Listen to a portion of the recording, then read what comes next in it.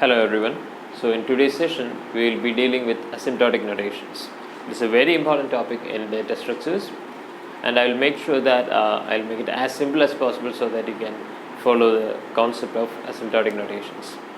So today what we will be dealing with will be we will be seeing some terminologies like time complexity and order of growth. Then we will see the different types of asymptotic notations or asymptotic functions. We will understand the concept behind that. With some examples we will do that, and then we will see the formal definition of these different asymptotic functions. Okay, so starting with time complexity, we have already seen a frequency count method where which we can analyze an algorithm and we can write the time complexity in the form of a function. From that function we will be defining the order of growth. So now we will see what is an order of growth. So the order of growth simply says that how the execution time is going to vary with respect to the number of inputs.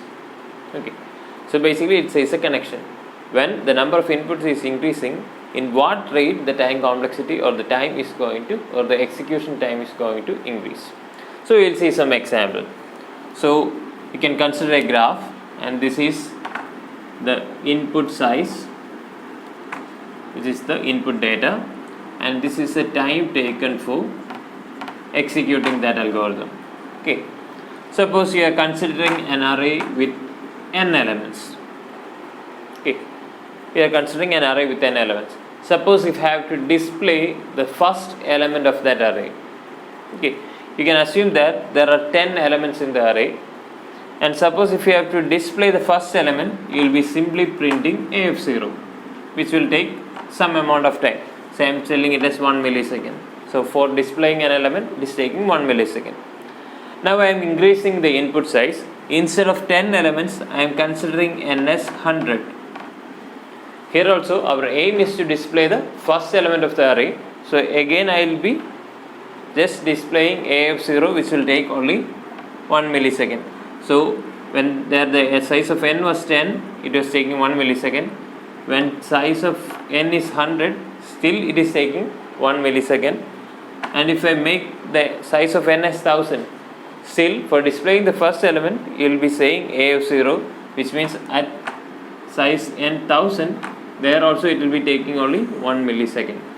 So regardless of the input size, the time or the execution time remains a constant. So I can say this as order of 1, which is a constant growth. The order of growth is constant.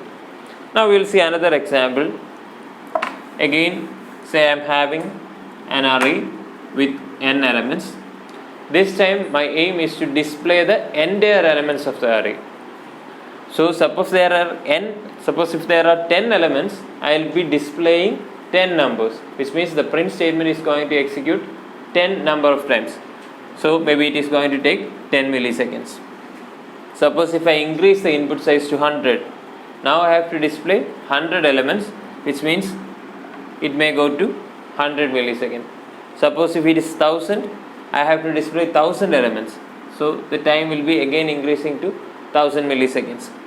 So if I plot the points, I will be getting a graph like this, which means the time increases linearly with the data size. This is called the order of n, which is a linear growth. Okay. Now suppose if I am saying I am having a matrix with size n. I am having an n by n matrix. Again I am going to display the entire elements in the matrix. Suppose if size is 4. It is a 4 by 4 matrix, which means the size of n is 4. I will be displaying 16 elements. So when n is equal to 4, I will be displaying 16 elements. When n increases to 5, there will be a 5 by 5 matrix, which means I have to display 25 elements. When n becomes 6, the number of elements will become 36. So how the growth rate will be? It will be going like order of n square, which is called as a polynomial time growth.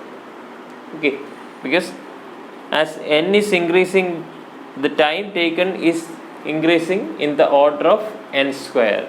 Okay, So accordingly, for different programs, the growth rate will be different, or with respect to the number of inputs, the time taken for completing the program will be different. Okay, that is how we are going to find the order of growth. And when we are saying order of growth, the different classes will be, or we can classify it as, one is a constant time, which is represented as order of 1. Next, it can be logarithmic, order of log n. So binary search is an example of logarithmic time algorithm. Then suppose if you say linear, which is order of n, which we have already seen an example. Next is polynomial, where it can be order of n square, n cube, etc. And finally there is exponential, which is order of 2 power n, or order of 3 power n to order of n power n. These are called as exponential time algorithms. In data structures, we are not going to discuss about any of the algorithms in exponential time. So when we move to graph theory and all, we will be seeing. So it's something like traveling salesperson problem. This algorithm which takes an exponential time. Okay. To order of growth, we can have different classes. We can write it in increasing sequence. Select 1 less than log n, less than root n, less than n, less than n log n, say n square, n cube, 2 power n, 3 power n, n power n. So in this way we can classify the order of execution, or these are different classes in which the time complexity increases, which means an algorithm which takes order of n log n when compared with an algorithm of order of n, this algorithm will be taking less time. Now this will be giving a better algorithm. Okay, so you can keep this in mind, and this is a similar graphical representation of the order of growth.